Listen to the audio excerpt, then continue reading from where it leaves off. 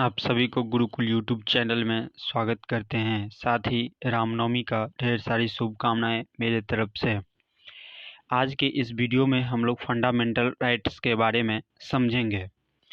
दोस्त, fundamental right संविधान के पार्ट 3 में रखा गया है, जो कि आर्टिकल 12 से लेके 32 मतलब 32 तक, 12 से 32 तक फंडामेंटल राइट्स को रखा गया है। ये फंडामेंटल राइट्स होता क्या है, इसको हम लोग समझते हैं। ये कॉन्स्टिट्यूशन का फीचर्स ही है, फीचर्स का ही पार्ट है। जब हम फंडामेंटल राइट्स अलग से पढ़ाएंगे तो उसमें एक एक आर्टिकल को अलग से एक्सप्लेन करेंगे, लेकिन इसमें जो है सो फीचर के कॉन्स्टिट्यूशन ऑफ फीचर्स में इसका पार्ट्स है, इसीलिए इसको हम यहाँ पे थोड़ा जो है सो एक्सप्लेन कर रहे हैं। इसमें समझते हैं ओवरऑल कि फंडामेंटल राइट्स होता क्या है। ये पार्ट 3 में, संविधान के पार्ट 3 में रखा गया है, जो कि आर्टिकल 12 से लेके 32 तक है। और पहले जैसो 7 फंडामेंटल राइट्स था, लेकिन अभी प्रेजेंट टाइम में 6 है। एक किसको हटाया गया, एक जो है सो राइट टू प्रॉपर्टी को फंडामेंटल राइट से बाहर कर दिया गया। ये क्यों किया गया, ये जब हम फंडामेंटल राइट्स पढ़ाएंगे अलग से तो उसमें हम समझाएंगे। तो उसको हटा के अलग कर दिया गया। एक्चुअली में क्या था कि अगर राइट टू प्रॉपर्टी का मतलब संपत्ति का अधिकार था, मान चलिए रेलवे हुआ या हाईवे हुआ या गवर्नमेंट को किसी भी तरह का कोई प्रोजेक्ट है, तो उसको अगर वो वहाँ पे करना चाहता है और किसी पब्लिक का वहाँ पे ज़मीन है, तो वो बोलता था कि हम नहीं दे सकते, हम नहीं बेचना चाहते, क्योंकि उसका अधिकार था, मूलभूत अधिकार है कि हम नहीं बेच सकते, तो आप उससे ज़बरदस्ती नहीं कर सकते। इसीलिए उसको फंडामेंटल राइट से हटा करके उसको ऐसो अलग रखा गया। अब इससे क्या होता है कि अगर गवर्नमेंट को कहीं से रेलवे लाइन ले जाना है, हाईवे ले जाना है, या कोई प्रोजेक्ट वहाँ पे बनाना है, तो उसको इम्प्लीमेंट करता है। और साथ में इससे क्या होता है कि आपका जो ज़मीन का या लैंड का जो वैल्यू होता है वो आपको गवर्नमेंट देती है, लेकिन आपको देना पड़ेगा।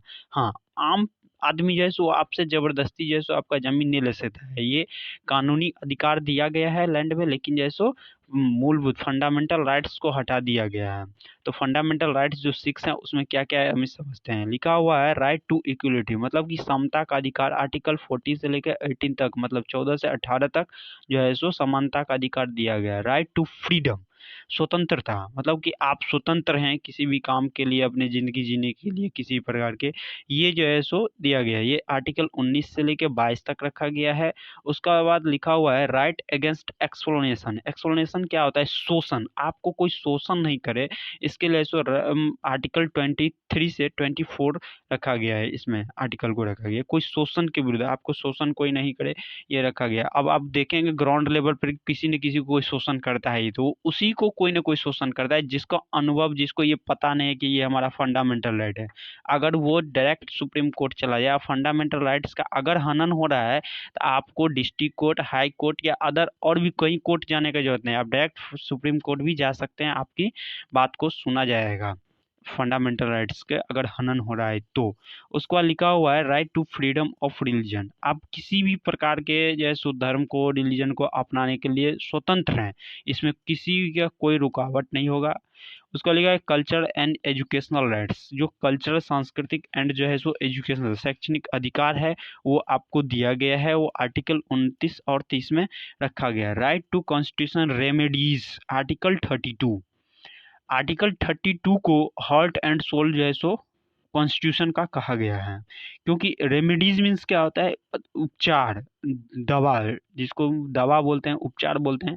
तो क्या आर्टिकल 32 में रखा गया है उसको, रेमेडीज को। ये कॉन्स्टिट्यूशन का बहुत जो है सो अच्छा पार्ट्स आर्टिकल माना जाता है 32 को। लिखा है fundamental rights are meant for promoting the idea of political democracy. इससे क्या होता है, पॉलिटिकल डेमोक्रेटी जो है सो वो बना रहता है।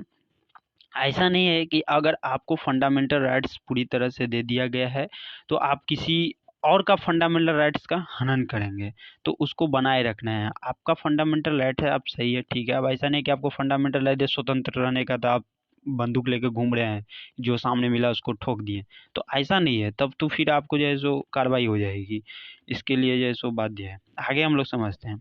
यहाँ पे देखिए लिखा हुआ है fundamental rights are not absolute and subject to restriction मतलब कि रीजनेबल रिस्ट्रिक्शन भी लगाता है। फंडामेंटल राइट्स जो है आप पे रीजनेबल रिस्ट्रिक्शन भी लगाता है।